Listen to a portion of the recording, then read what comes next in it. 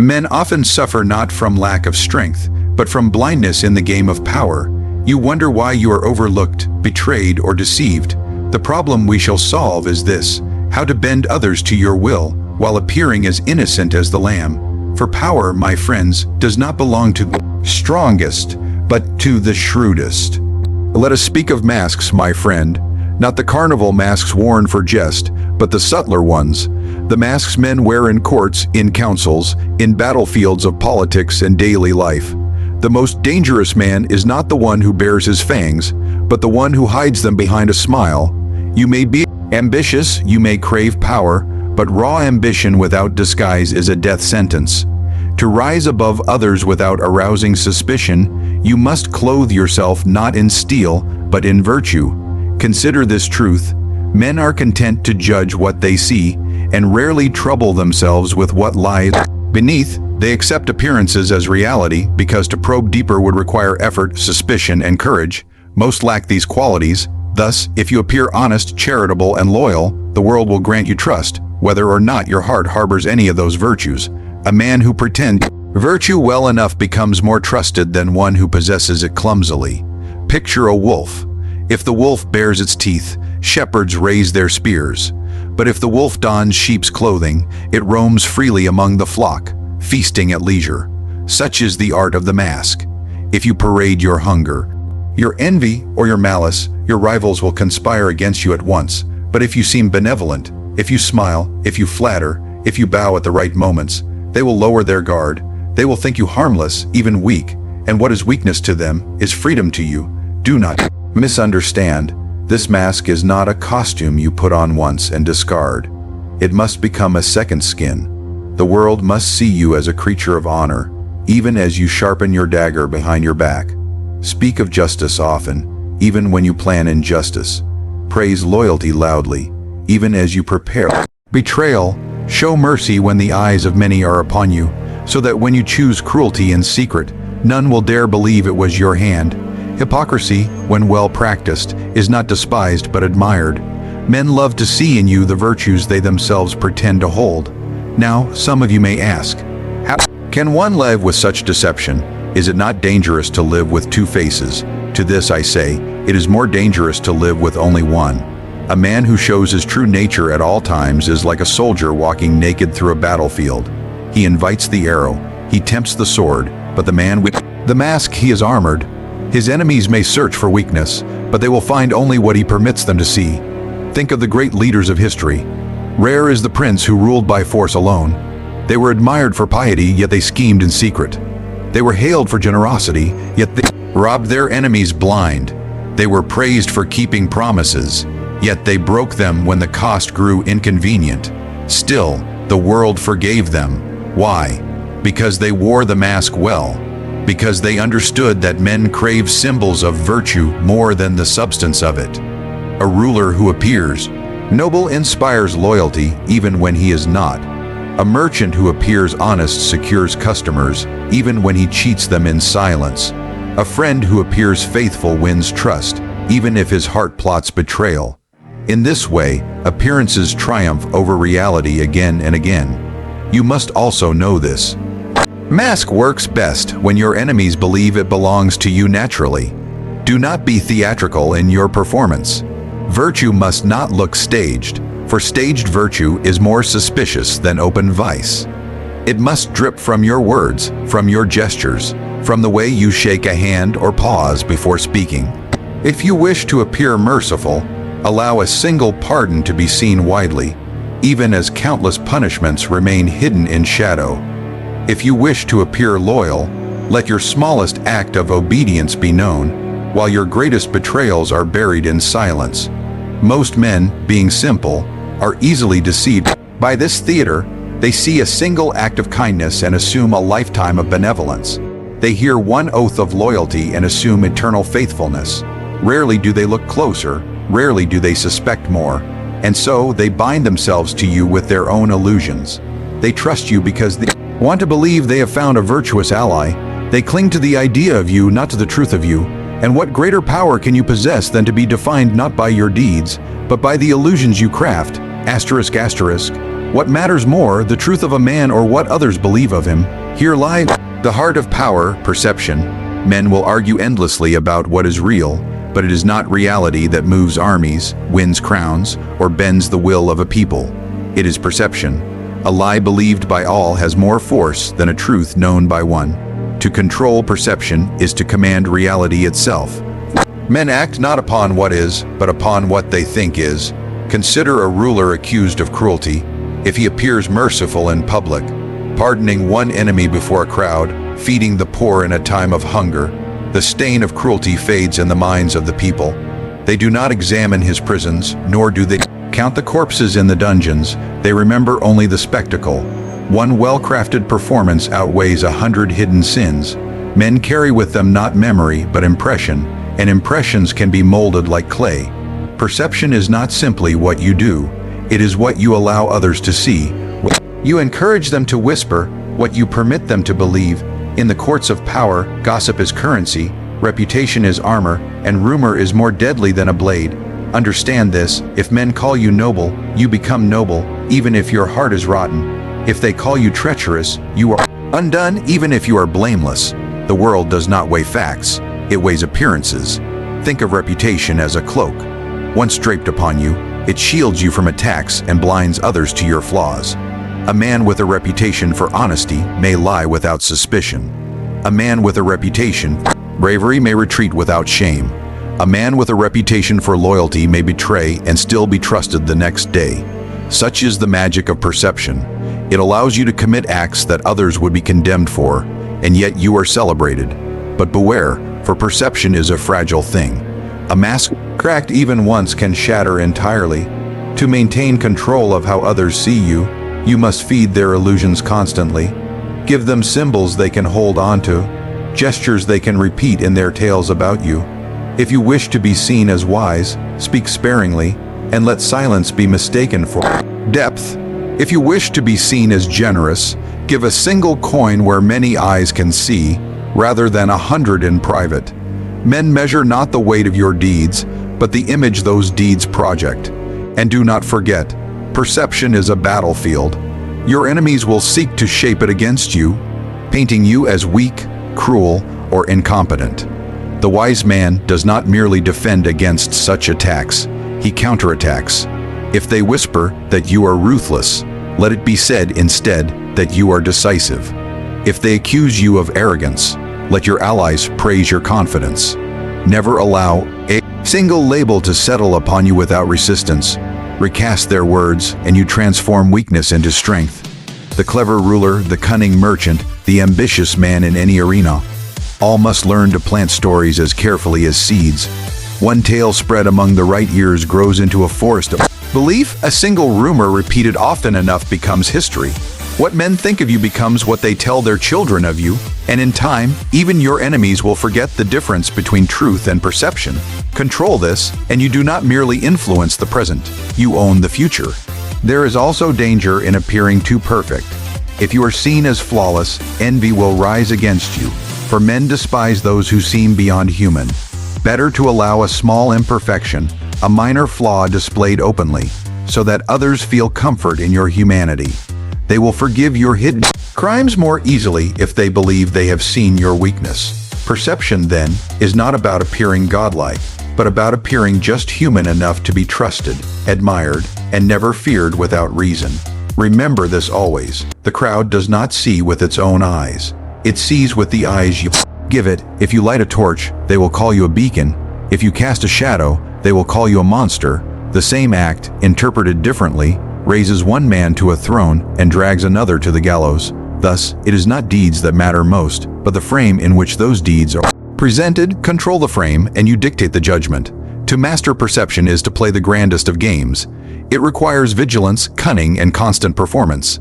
Every word you speak, every silence you keep, every gesture you allow others to witness. All are threads in the tapestry others will weave about you. Do not leave this tapestry in the hands of fate or rumor.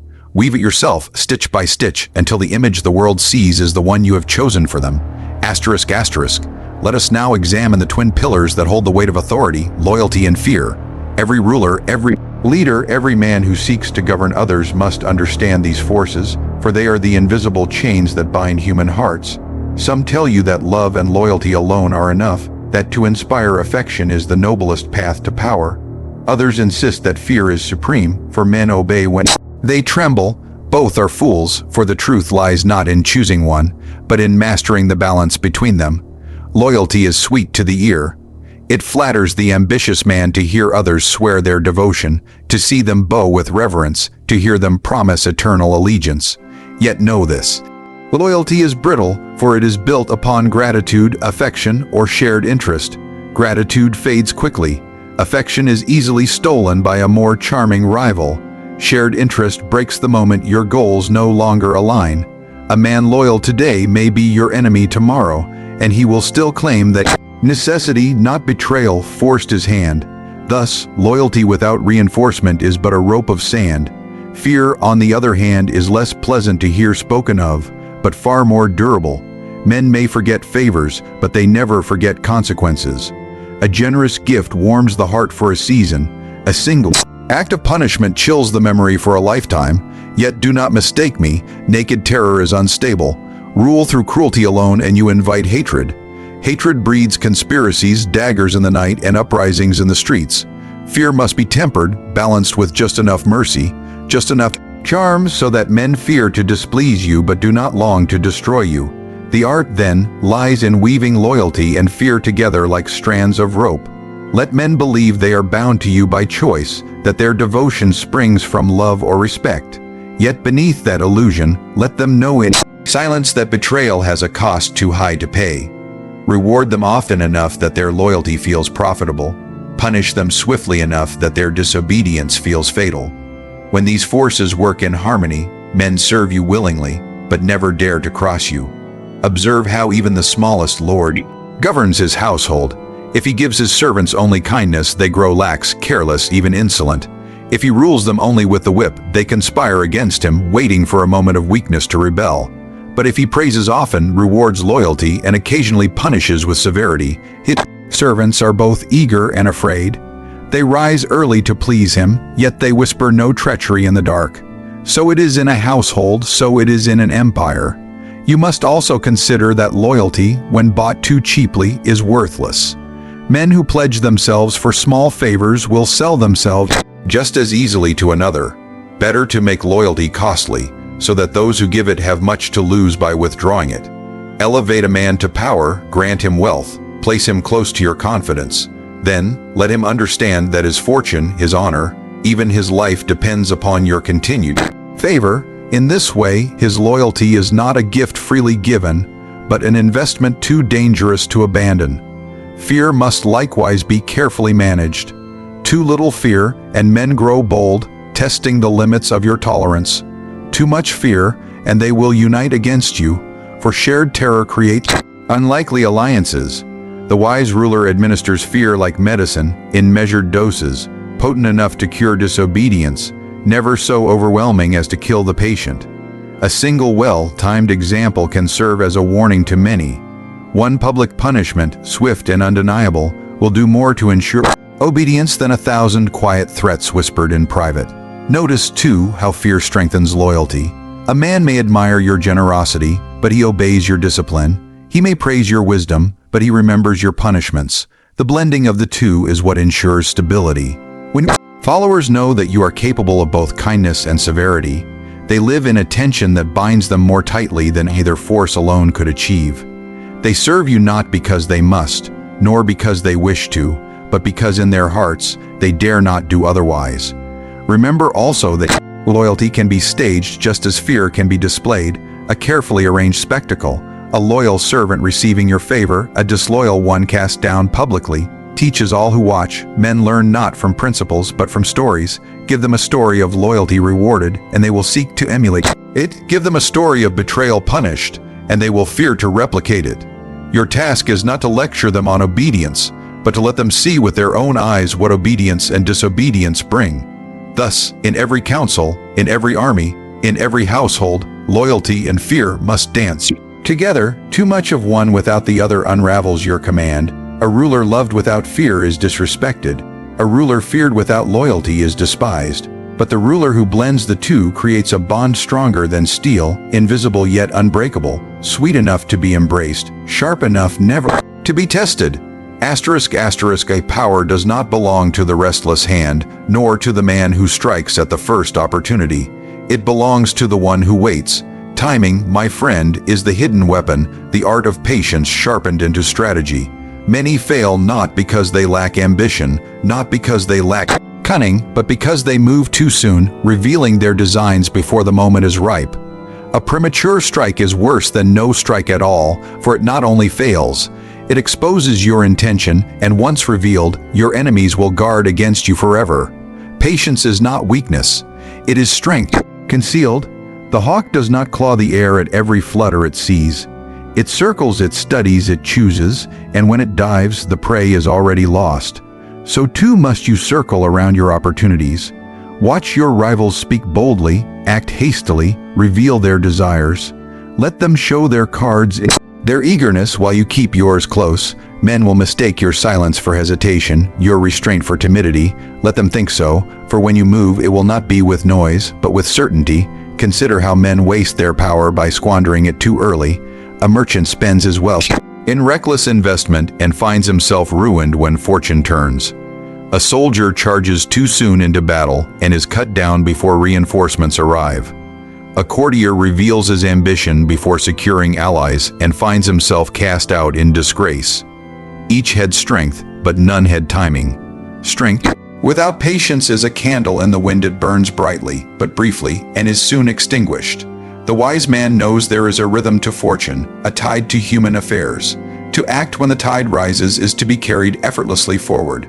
To act when the tide falls is to struggle, to fail, to be dragged down by forces greater than yourself. But tides do not announce themselves with trumpets. They must be studied in silence. You must learn to read the currents of men's moods, the whispers of the court, the shifting alliances in politics, the subtle cracks in your enemy's armor. When you see these signs, you will know the hour has come, and then your action will seem not forced, but inevitable. Patience, however, is not idleness. To wait does not mean to sleep. It means to prepare in silence, to sharpen your blade while others waste their strength, to gather your allies while your rivals grow complacent. The man who waits well is never passive. He is building, he is observing, he is positioning himself so that when he does strike, it appears as though fate itself has chosen him. Men will call you fortunate, but fortune favors those who know how to wait for her embrace. Think of the trapper who sets his snare. He does not rush into the forest swinging wildly at the hare. He lays his trap, he conceals it, and then he waits. The prey comes not because of chance, but because the trapper was patient enough to let the moment come to him. So it is with power. Set your designs carefully and then wait until your rivals walk willingly into your snares. Impatience is the mark of the weak. They fear being forgotten, they fear losing the opportunity, so they act before the fruit is ripe. But the patient man knows that opportunity is not a single moment, it is a cycle. If you miss it once, it will come again, perhaps in another form, perhaps with greater advantage. Better to let one chance pass than to seize it too soon and fail. In politics, in war, in all contests of men, the graveyards are filled not with the slow, but with the hasty. Patience also serves another purpose. It wears down your enemies. A man who waits can outlast a rival's pride, outlast his rage, outlast his strength. Few men are built to endure the long game. They grow tired, they grow careless, they reveal their weaknesses while you remain watchful. This endurance is power. To win by striking is strength. To win by waiting is mastery. Yet patience must be coupled with decisiveness. To wait endlessly is to rot in inaction. There comes a moment, a precise instant, when hesitation is death. When that moment comes, you must act with the speed of lightning and the certainty of iron. The patient man who delays too long is as foolish as the impatient man who strikes too soon. The art lies in knowing the difference, in sensing when the fruit is not yet ripe, and when it is ready to fall into your hand. Men admire those who act boldly, but they rarely perceive the long patience that preceded the bold act. They see only the strike, not the endless silence before it. They think victory came suddenly, as if fortune favored you overnight. Let them think so. They will not know that your silence, your restraint, your careful patience was the true weapon all along. For the world remembers the moment of conquest, but it forgets the years of waiting that made conquest certain. Asterisk, asterisk, you have now walked with me through the shadows of power. You have seen the mask of virtue, that delicate disguise which disarms suspicion and cloaks ambition. You have learned how perception bends truth itself, shaping reality more surely than facts ever could. You have grasped the balance of loyalty and fear, the twin forces that bind men closer than chains of iron. And you have studied patience, the silent art of timing, the difference between striking and perishing. Together, these are not merely tactics, they are survival. For in the game of power, to act without disguise is to invite ruin, to live without perception is to be forgotten, to rule without balance is to be despised, and to strike without timing is to be destroyed. Do not mistake these teachings as cruel. They are simply the truth men refuse to speak aloud. The world is ruled not by the just, nor by the strong, but by those who understand the theater in which all men perform. Life is not governed by sincerity, but by appearances, not by ideals, but by results. If you would rise above others, if you would seize command over your fate, then learn these arts well. Where the masks shape perception, weave loyalty with fear, and master the patience to strike when fortune bows before you. Only then will you not merely survive among wolves, but reign over them. Asterisk.